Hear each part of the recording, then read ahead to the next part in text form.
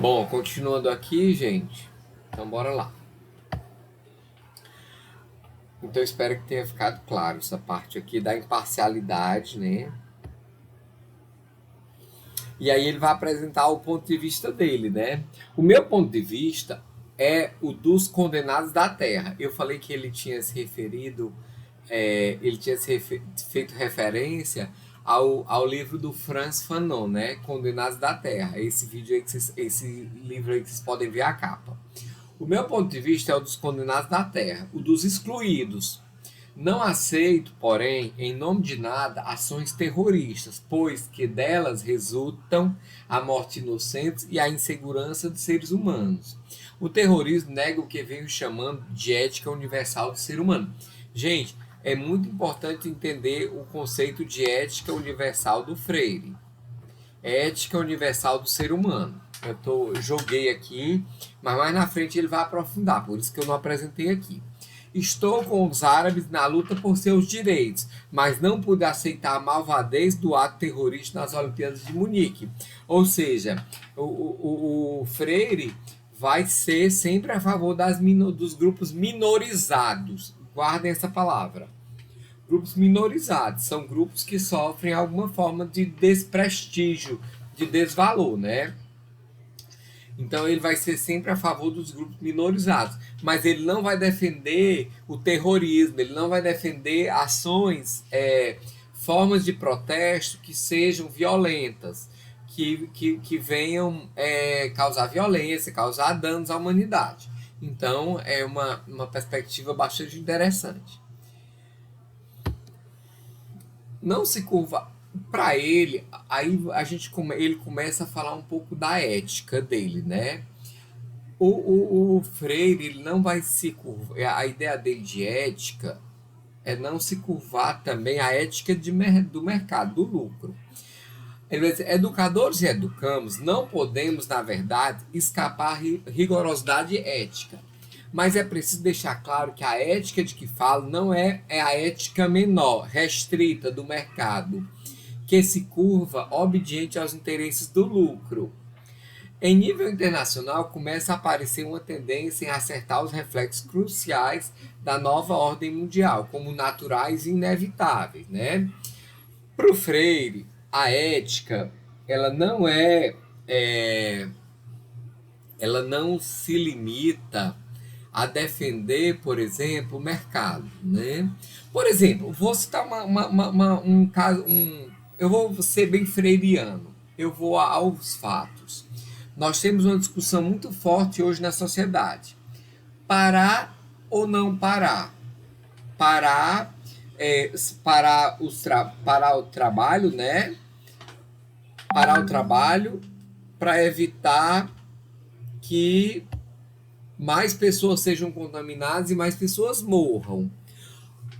E aí, se a gente parar, vai gerar uma crise financeira, uma crise econômica, que a gente vai demorar talvez anos ou décadas para se recuperar, né? É uma questão bastante interessante para discutir o Freire. Para o Freire, a ética do mercado, se a gente vai passar anos, isso é uma coisa completamente secundária. O que importa é a vida das pessoas. Em momento nenhum, o Freire iria defender o mercado, a importância do mercado de garantir o padrão de vida de quem já está bem, né? Porque o que está em jogo é isso, é o lucro do empresário, né? Eles não estão dizendo eles não estão dizendo voltem a trabalhar pensando no trabalhador, não. Eles não estão dizendo isso, não. Ninguém é ingênuo para pensar isso. Eles estão dizendo voltem a trabalhar para eles voltarem a lucrar, né? E eu entendo que o trabalhador precisa do salário, que há trabalhadores defendendo isso, porque precisam sustentar sua família, e isso é legítimo, é bastante, eu acho aceitável.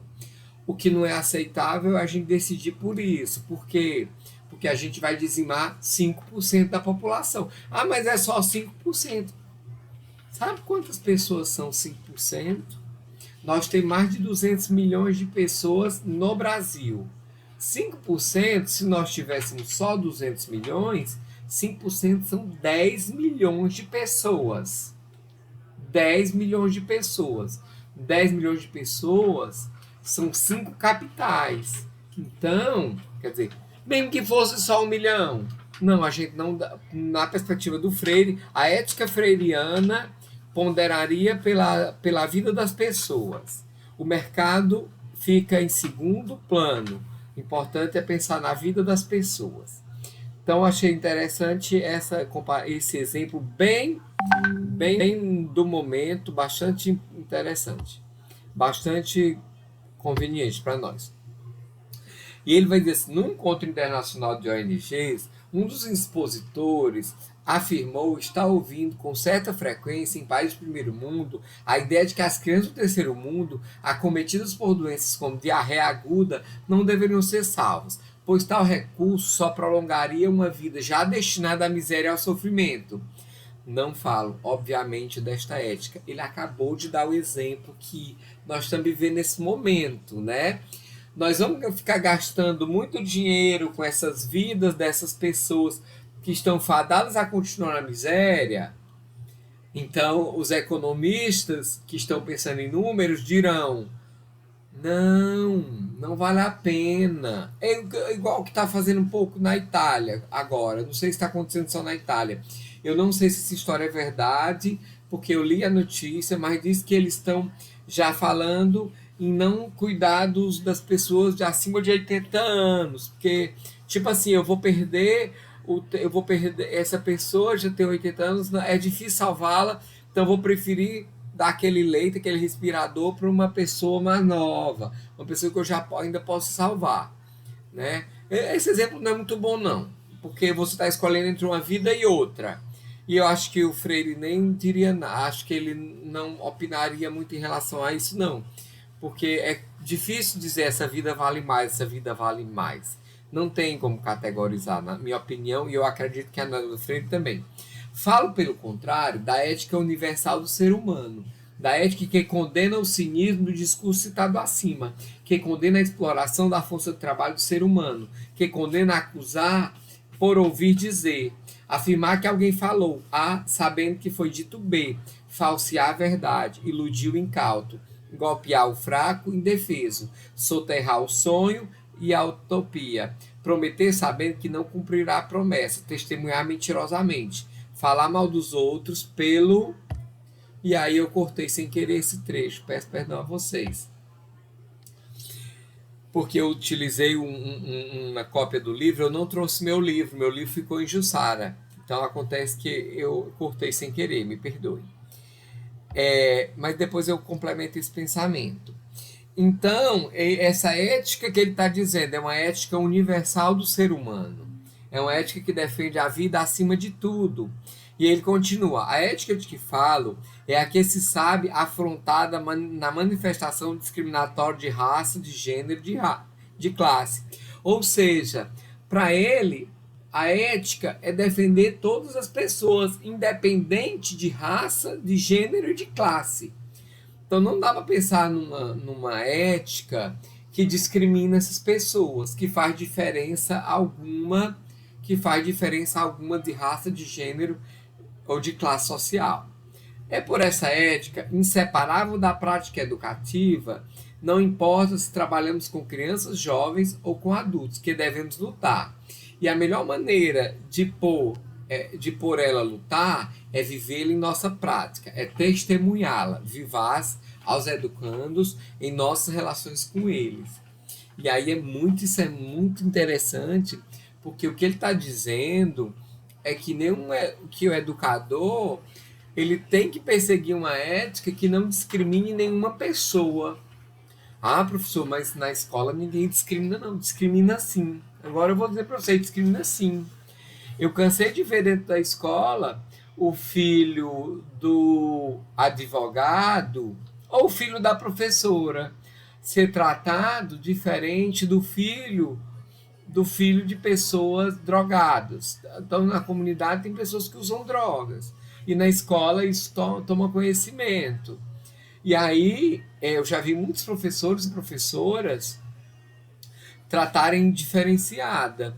já vi professores e professoras tratarem diferenciado uma criança que elas julgam mais bonita e outra que elas julgam não ser bonita. Já aconteceu com meu filho. Uma vez meu filho estava numa creche e nesse dia a minha sogra, uma pessoa de idade, ela tinha muito preconceito com creche. E aí ela disse: "Não, vão judiar do meu neto, eu tenho que ir olhar essa creche". E aí ela foi olhar a creche, ela foi olhar a aula. E aí, a aula não, que na creche não é aula, né? Ela foi olhar as atividades da creche.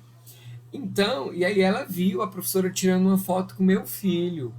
Aí ela fez uma selfie com meu filho pequeno, no primeiro dia de aula. E aí a meninazinha veio e falou assim: "Ai, tio, eu também quero tirar uma". E ela falou assim: "Não, você é". Aí ela falou assim: "Não, eu não sei se ela falou com essas palavras exatamente, eu não vou ser injusto, mas ela disse: "Não, você é feia, minha filha". Tipo assim: "Não, eu queria tirar só com ele" e tal, ou entendeu? Entenderam? Então, na escola acontece sim de haver de preconceito de raça, de gênero e de classe. Eu mesmo já tive estudantes na minha sala que eram homossexuais, que se reconheciam como homossexuais e que sofriam preconceito. E no dia que eu cheguei na sala, que eu percebi o preconceito, eu disse: "Olha, alto lá. Eu não aceito que ninguém trate o fulaninho, que eu não lembro o nome dele agora, de forma diferente. O fato do fulaninho ter uma orientação sexual diferente da de vocês não coloca vocês em nenhuma situação de privilégio. Então eu não aceito nenhum tipo de apelido, nenhum tipo de tratamento pejorativo com nenhum, nem por raça, nem por gênero, nem por classe". Então o Freire está dizendo, eu disse isso muito antes de ter lido Freire, eu sempre tive essa perspectiva na minha carreira de não admitir nenhuma forma de preconceito em sala. Nem faço e nem admito que se faça na minha sala de aula, né? Então é disso que o Freire está falando. A ética em relação ao conteúdo ou à teoria. Na maneira como lidamos com os conteúdos que ensinamos, no modo como citamos autores de cuja obra discordamos ou com cuja obra concordamos, não podemos basear nossa crítica a um autor na leitura feita por cima de uma ou de outra de suas obras. Pior ainda, tendo lido apenas a crítica de quem só leu a contracapa de um de seus livros. Quer dizer, o Freire, essa fala é quase profética, porque tem pessoas hoje falando mal do Freire sem ter lido nem a capa, ou falando mal sem nenhum argumento, né? Ou então com argumento falso, né? E aí ele já, antes disso, ele já profetizava que ele já se referia o que isso era condenável, né? Fazer-se a criticar um autor sem ter lido ou tendo lido apenas a contracapa ou ter lido um comentário sobre o autor. Posso não aceitar a concepção pedagógica deste ou daquela autora e devo, inclusive, expor aos alunos as razões por que me oponho a ela. Mas o que não posso, na minha crítica, é mentir. É dizer inverdades em torno deles. O preparo científico do professor ou da professora deve coincidir com sua retidão ética. Olha que fantástico.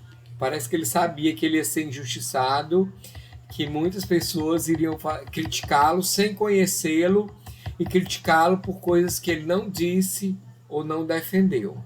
Se eu olhar aqui quanto tempo tem, gente, 13 minutos, ainda dá pra gente ir adiante um pouquinho. Então ele vai defender que haja divergência, mas tem que haver o respeito. E não só interessante, mas profundamente importante que os estudantes percebam as diferenças de compreensão dos fatos, as posições às vezes antagônicas entre professores na apreciação dos problemas e no equacionamento de soluções. Mas é fundamental que percebam o respeito e a lealdade com que um professor analisa e critica as posturas dos outros, né?